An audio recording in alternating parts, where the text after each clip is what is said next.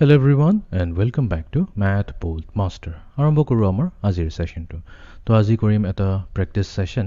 তো আমি কথা পাতি আছিলো আমি যেনেকা one step addition equation, one step multiplication equation আৰু one step division equation যদি দিয়া থাকে তাৰে সলিউশনটো কেনেকৈ ওলোৱা যায়।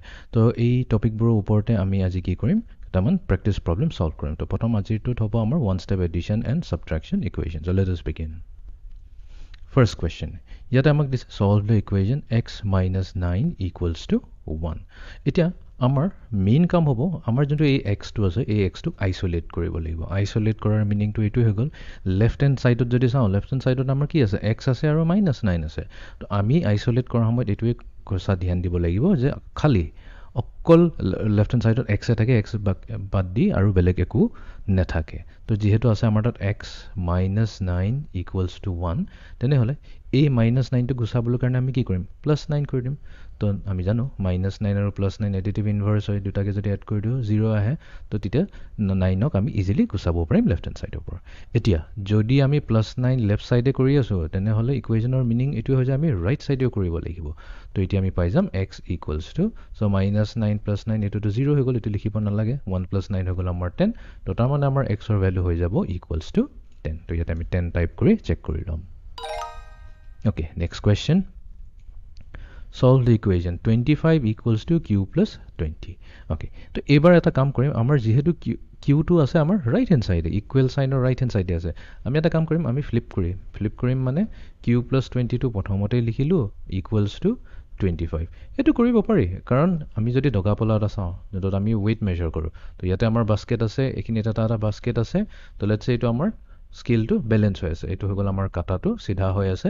তো ইয়াতে যদি আমি 1 কেজি ব্লক এটা ৰাখো যোনটো ওজন কৰে আৰু এফালে যদি আমি আম ৰাখিছো 1 কেজি আম, এতিয়া এই সেম বস্তুটো যদি আমি এই রাইট সাইডৰ পৰা লেফট সাইডলৈ আমটো লৈ যাওঁ আৰু 1 কেজি ওজনটো আমি লেফট সাইডৰ পৰা ৰাইট সাইডলৈ লৈ আহো, কোনোটো প্ৰবলেম নহয়। তো এটো আমি কৰি দিও। So q plus 20 equals to 25। এতিয়া আমাৰ কাম হৈছে এই 20 টো গুছাব লাগে। তো গুছাবৰ কাৰণে আমি কি কৰিম মাইনাস কৰিব লাগিব। সো 20 আছে যেহেতু আমি minus 20 কৰি দিম। এতিয়া লেফট সাইডে যদি কৰি আছো তেনেহলে আমি ৰাইট সাইডতো minus 20 কৰিব লাগিব। তো এতিয়া এইফালে দিব আমাক q, এই দুটাটো ক্যান্সেল হৈ গল equals to 25 ৰ পৰা 20 মাইনাস কৰিলে আমাৰ তাত থাকি যাব 5। তো তাৰ মানে আমাৰ q ভ্যালু হৈ যাব equals to 5. Next question. Solve the equation p minus 18 equals to 3. Okay, so p minus 18 equals to 3. তো minus 18 আছে, 18 গুছাবৰ কাৰণে আমি কি কৰিব লাগিব minus 18 যেহেতু আছে plus 18 কৰিব লাগিব, plus 18 equals to 3 plus 18। তো হৈ গল p এটো গুছি গল equals to 18 আৰু 3 এড কৰিলে আমি পাই যাম 21। তো আমাৰ p ভ্যালু হ'ব equals to 21। Next question. k plus 22 equals to 29. এতিয়া মই এতিয়া অলপ শর্ট ফর্ম কৰো। সো k plus 22 আছে equals to 29। তো যেহেতু আমি কি কৰিব লাগে a plus 22 টো গুছাব লাগে। তো এটো টেকনিকটো আমি শিকিম পিছত, মই জাস্ট ইয়াতে সিম্পল আইডিয়া এটা দি দিছো। তো আমি -22 নকৰো, আমি ট্ৰিক এটা ইউজ কৰিম। যেহেতু এটো ইকুৱেলৰ লেফট সাইডে আছে প্লাস 22 হৈছে, তো আমি কি কৰিব পাৰিম ইয়াক ৰাইট সাইডলৈ লৈ আহিব পাৰিম। এতিয়া ৰাইট সাইডত অলৰেডি 29 আছে, এতিয়া প্লাস 22 যদি আমি ৰাইট সাইডলৈ লৈ আহো তেনেহলে প্লাস সাইনটো চেঞ্জ হৈ প্লাই মাইনাস হৈ যাব। যদি মাইনাস থাকিলেহেঁতেন তেতিয়া প্লাস হৈ গলহেঁতেন। তো এইবোৰ আমি টেকনিক ট্ৰান্সপোজ বুলি কয়, এইটো শিকিম পিছত, বাট মই আজি এটা আইডিয়া দি দিলো। সো 29 ৰ পৰা 22 মাইনাস কৰিলে আমাৰ তাত থাকি যাব 7। তো তাৰ মানে k এৰ ভ্যালু হৈ যাব 7। Next question 27 equals to 15 plus n. তো এটোকে আমি কেনেকৈ লিখিব পাৰো 15 plus n equals to 27। ঠিক আছে, এতিয়া আমাক কি কৰিব লাগিব খালি n হে লাগে আইসোলেট কৰা কাৰণ ভেৰিয়েবলটো হৈছে n। 15 টো আমাক নালাগে, তো আমি কি কৰিম -15 কৰি দিম। এফালে কৰিলে আমি ইফালেও কৰিব লাগিব both sides। তো n থাকি গল লেফট সাইডে কাৰণ এইটো আৰু এইটো ক্যান্সেল হৈ গল, আমি এনেকৈ ক্যান্সেল কৰি লিখিব পাৰো equals to so 27 ৰ পৰা 15 গুছি গলে আমাৰ থাকিব 12। তো তাৰ মানে ইয়াতে n ৰ ভ্যালু হৈ যাব 12। Okay, next question.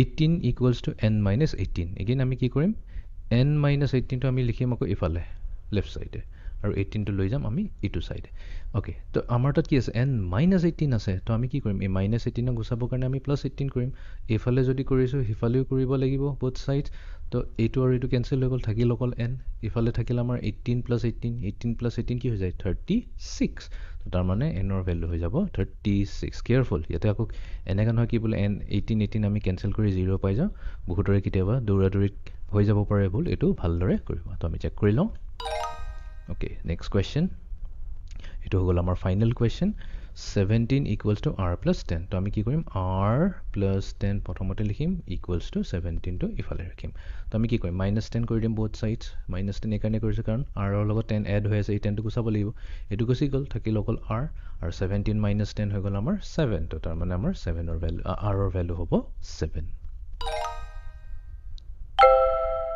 তো এইটোৱে আছিলে আমাৰ আজিৰ প্ৰেক্টিছ ছেশ্যনটো তো আজিৰ প্ৰেক্টিছ ছেশ্যনত আমি one step addition and subtraction ইকুৱেশ্যনবোৰ কেনেকৈ ছল্ভ কৰি পেলাই আমি ভেলু ওলাই তাকেই শিকিলোঁ so' see in the next session thank U